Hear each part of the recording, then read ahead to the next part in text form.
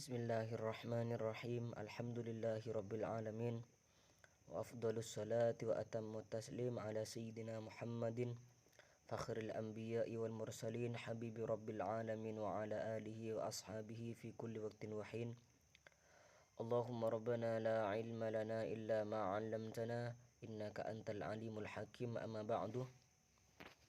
Qala al-musannifu rahimahullahu ta'ala wa nafa'ana bi'ulumihi wa amadana bi asrarihi wa bikum fid darain amin. Bismillahirrahmanirrahim. Faslun syurutul wudu'i asyaratun. Syurutul wudu'i tining banyak-banyak syarat wudu. Asyaratun bani ke 10. Pasal ini menerangkan syarat wudu. Syarat sah mengerjakan wudu yang sekiranya apabila salah satunya tidak terpenuhi, maka wudunya tidak sah. Ada berapa syarat? Yaitu ada 10. Yang pertama, al-islamu nyatana Islam. Wudu hanya bisa sah apabila dikerjakan oleh orang Islam. Oleh karena itu, ketika orang kafir melakukan wudu, maka tidak sah wudunya.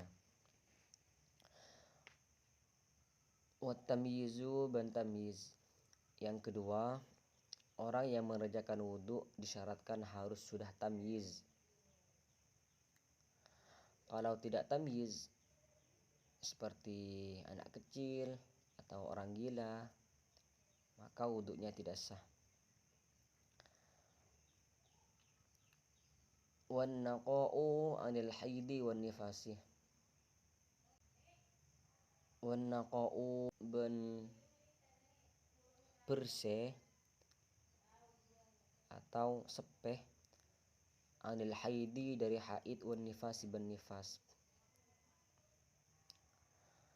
Syarat wudu yang ketiga, harus suci dari haid dan nifas. Karena wanita yang sedang dalam keadaan haid atau nifas tidak sah melaksanakan wudu. Wa amma yamna'u usulal ma'i ilal basyarati. Wa amma bandari pereng yamna'u sa'ani ke penapama usulal ma'i de paan aing ilal basyarati de kakole. Yang keempat, bersihnya anggota wudu dari perkara yang dapat mencegah sampainya air ke anggota tersebut. Jadi, anggota wudu orang yang berwudu disyaratkan harus bersih dari perkara yang akan menghalang-halang sampainya air pada kulit. Contohnya seperti lilin, lem, dan sejenisnya. Wa alla yakuna 'alal udwi ma yughayyirul ma'a. Wa alla yakuna banqatu ta'bad 'alal udwi panika ingatasi angkuta ma ponapa bareng yughayyiru sema'uba ponapa ma al ma'a ka aing. Selanjutnya, tidak terdapat sesuatu pada anggota wudu yang bisa merubah kemutlakan air. Wal ilmu bifardiyatihi.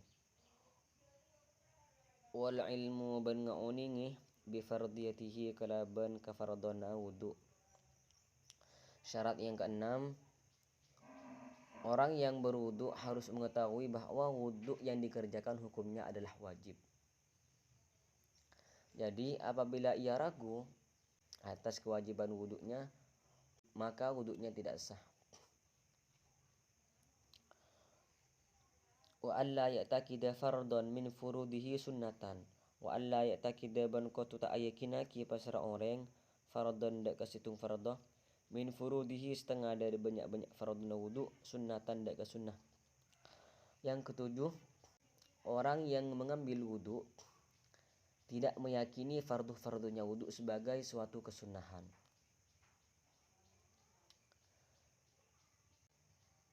Wal ma'ut tahuru. Wal ma'u ban aing at-tahuru sesuci. Syarat yang ke-8, orang yang mengambil wudhu harus menggunakan air yang suci dan bisa mencucikan.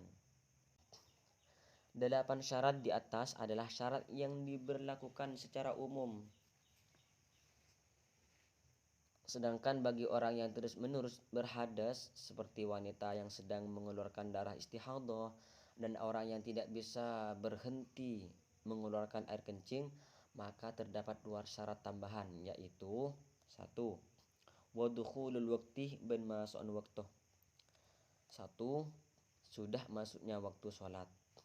Jadi apabila wudhunya dilakukan sebelum masuknya waktu sholat, maka wudhunya tidak sah.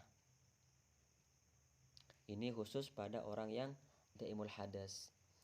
Syarat yang kedua, wal muwalatu bentulian lidaimil hadasi ikan di orang selangkeng hadas. Syarat yang terakhir bagi daimul hadas, dia harus muwalah, terus menerus dalam mengerjakan fardu-fardunya wudhu. Maksud dari muwalah adalah membasuh atau mengusap anggota wudhu sebelum keringnya anggota wudhu sebelumnya. Untuk lebih jelasnya, urutan dari perkara-perkara yang harus dikerjakan orang yang selalu berhadas adalah 1. Membersihkan najisnya. Yang kedua, menempelkan kapas pada tempat keluarnya darah kecuali saat puasa. Yang ketiga, jika kapas tersebut tidak mencukupi karena darah yang keluar banyak semisal, maka ditambah dengan perban. Yang keempat, setelah waktu sholat masuk, bersegera melakukan wudhu dan sholat. Wallahu ta'ala a'lam. Faya Rabbi wafiqni bitaqwaka ya Allah. Wa ya Rabbi irhamni bihusnil khatimati.